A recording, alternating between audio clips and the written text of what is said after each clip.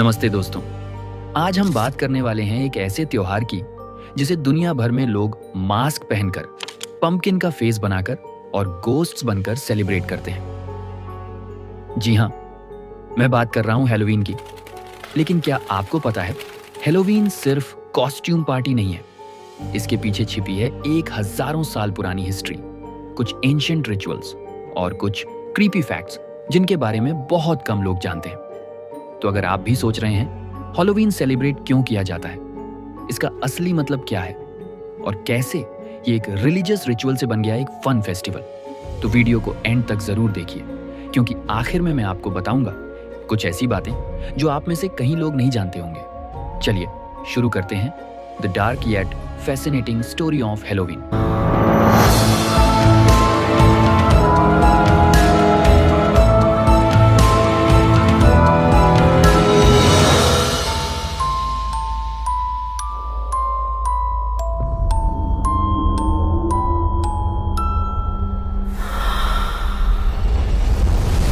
Halloween का celebration आज चाहे कैंडी और कॉस्ट्यूम्स तक सीमित हो, लेकिन इसका ओरिजिन होता है 2000 साल पहले एंशिएंट सेल्टिक फेस्टिवल सोवेन से। सेल्टिक लोग जो आयरलैंड, स्कॉटलैंड और नॉर्दर्न यूरोप के क्षेत्रों में रहते थे, उनका विश्वास था कि 31 अक्टूबर के दिन जिंदा और मरे हुए लोगों की दुनिया के बीच का पर्दा सबसे पतला होता है। मतलब उस रात स्पिरिट्स और गोस्ट्स हमारी दुनिया में आ सकते हैं। उन लोगों का मानना था कि ये स्पिरिट्स फसल खराब कर सकते हैं या उनके जीवन में बैड लक ला सकते हैं। इसीलिए वे लोग बॉनफायर जलाते थे, मास्क पहनते थे और अपने घरों को प्रोटेक्ट करने के लिए रिचुअल्स करते थे। यही ओरिजिन था हैलोवीन सेलिब्रेशन का, एक protective ritual against evil spirits. आज के समय में यह डर से जुड़ा त्योहार बदल गया है एक फन स्पूकी नाइट में, जिसमें खुशी, कॉस्ट्यूम्स और कैंडीज भरी हैं। तो टेक्निकली हम अब भी सेलिब्रेट कर रहे हैं समहैन, लेकिन एक मॉडर्न ट्विस्ट के साथ। अब सवाल आता है, हैलोवीन नाम कहां से आया?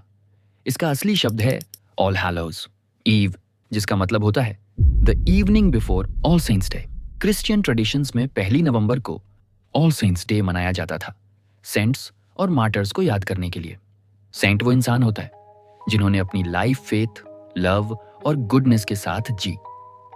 वो लोग जो गॉड के करीब रहे और दुनिया में काइंडनेस और लाइट फैलाई। इस दिन क्रिश्चियंस चर्च जाकर मास अटेंड करते हैं, प्रेयर्स करते हैं और सेंट्स को याद करते हैं।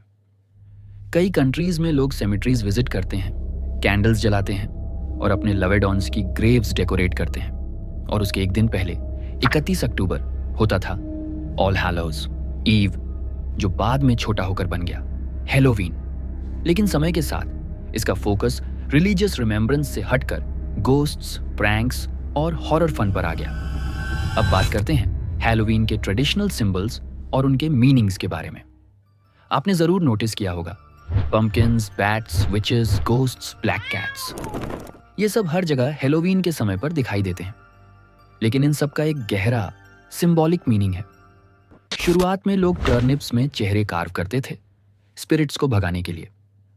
बाद में जब ये ट्रेडिशन अमेरिका पहुंचा तो वहां पंपकिन्स आसानी से मिलते थे, इसलिए टर्निप की जगह पंपकिन का इस्तेमाल होने लगा।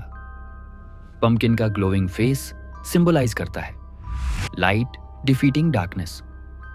विचेस सिंबलाइज करती हैं एंशिएंट फीमेल हीलर्स को, जिन्हें सोसाइटी ने ईविल का लेबल दे दिया था। बैट्स सिंबल हैं मिस्ट्री और रिबर्थ के। एंशिएंट समहाइन फेस्टिवल में बॉनफायर से इंसेक्ट्स अट्रैक्ट होते थे और बैट्स उन इंसेक्ट्स को खाने आती थीं, इसलिए वे हैलोवीन का हिस्सा बन गईं। मेडिवल यूरोप में ब्लैक कैट्स को विचेस के साथ ही माना जाता था।